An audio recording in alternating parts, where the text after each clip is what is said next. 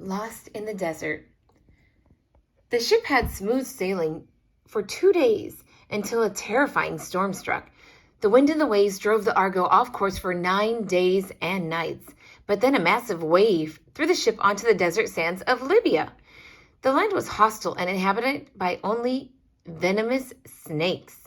The Argonauts feared they would perish from heat and lack of water. But 3 goat-headed nymphs appeared to Jason in a dream and told him not to despair, that Poseidon would send him a sign. The next morning, a large hippocamp, half horse and half fish, appeared from nowhere in a mist. Nestor, the oldest of the Argonauts, spoke up and said, "Jason, this is a sign from Poseidon. These fabulous beasts pull Poseidon's chariot, and this one will return to the sea, where it lives.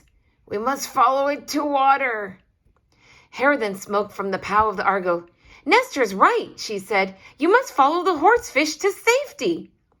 The Argonauts hoisted the Argo on their shoulders and trailed after Hippocamp.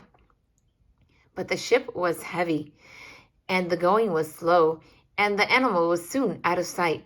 The Argonauts followed the great beast's tracks in the sand for 12 days and nights, until a gusty sandstorm covered them over, and they thought they were doomed. But Calais and Zetes flew high enough to see the ocean in the distance, and in 2 more days, the weary crew reached the sea.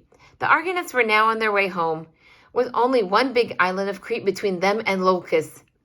Notice the south wind gave them strong breezes, and they headed for the island, their last stop for food and water.